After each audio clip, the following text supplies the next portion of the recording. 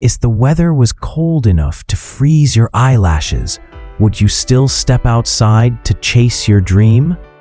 The wind cut through the streets like invisible knives, carrying fine snowflakes that clung stubbornly to every surface. New York City in January was not kind to those who had to be outside, and today was colder than most. People hurried along, buried in scarves and coats, their breath visible in the icy air.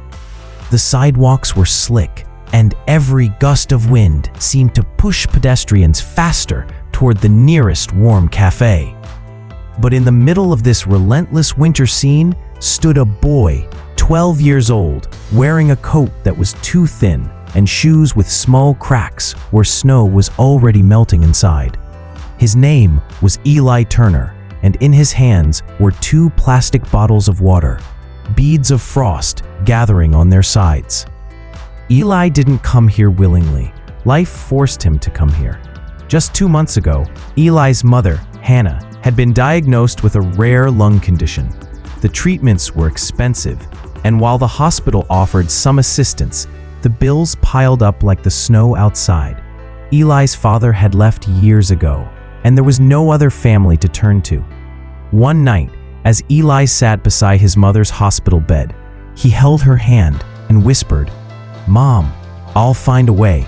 I promise." She smiled faintly. "You're just a boy, Eli." "I'm not just a boy," he said, his voice firm. "I'm your son." That night, the decision was made. He would earn money, somehow, some way. Most kids his age shoveled driveways or delivered newspapers, but Eli had a problem. In his neighborhood, everyone already had help for snow, and newspaper delivery didn't pay enough, especially in winter. Then one day, as he walked past a small grocery store, he noticed a group of construction workers heading back to their truck, each carrying a bottle of water in freezing temperatures. It made no sense until the cashier told him, "Those guys are out here all day. And believe it or not, even in this cold, they still need water." That night, Eli decided he would sell bottled water in the coldest days of winter. Everyone thought it was crazy. Who buys cold water in cold weather? But Eli believed there was a market, even if small, and even a few dollars was more than nothing. The next morning, Eli took $5 from his small savings and bought 6 bottles of water from the discount store. He placed them in a small cardboard box and stood on the corner of 5th Avenue near a busy bus stop. The first hour was brutal. People walked past without a glance. Some shook their heads. One man laughed and said, "Kid, you're better off selling hot chocolate." But Eli stayed. His fingers felt like they were turning into icicles, but he remembered his mother's pale face in that hospital bed. He wasn't selling water. He was selling hope for her recovery. By the end of the day, he had sold all 6 bottles. Total profit, $4.20. It wasn't much, but to Eli, it was proof. Proof that his idea could work. Day after day, Eli returned to that street corner. Sometimes he sold 10 bottles, sometimes only 2.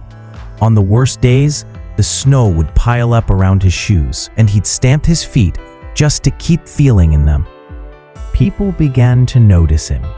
The tall man in the navy coat would buy a bottle every morning, saying, "If you're working this hard and this cold, I'll do my part." A bus driver bought 3 bottles one day and said, "Kid, you remind me of myself when I was your age." Little by little, Eli's story began to spread. A woman from a local cafe brought him a cup of hot tea one morning and asked, "Why water in winter?" He smiled. "Because most people give up when it's hard. I don't want to be like most people." One bitter February afternoon, when the wind felt like it could cut through bone, a man in a thick wool coat stopped in front of Eli. He was in his 50s, with sharp eyes but a kind smile. "How much for the water?" the man asked. $1, Eli replied, holding up a bottle. The man bought one, but instead of walking away, he stayed and asked, "Why are you doing this in this weather?" Eli hesitated, then told him everything about his mom, the hospital bills, and the promise he had made.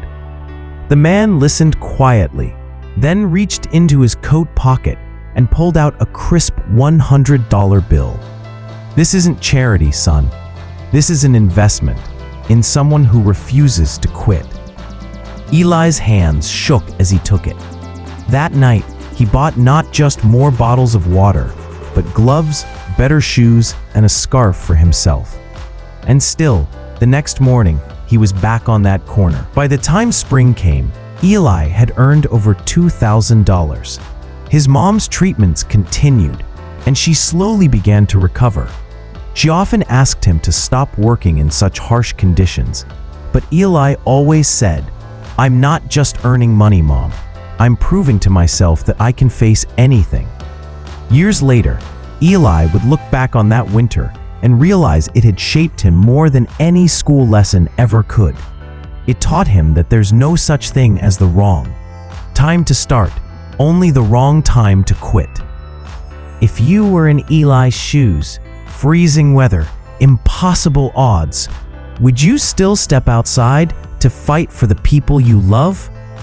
If you like this story, please like, share, and subscribe to the channel.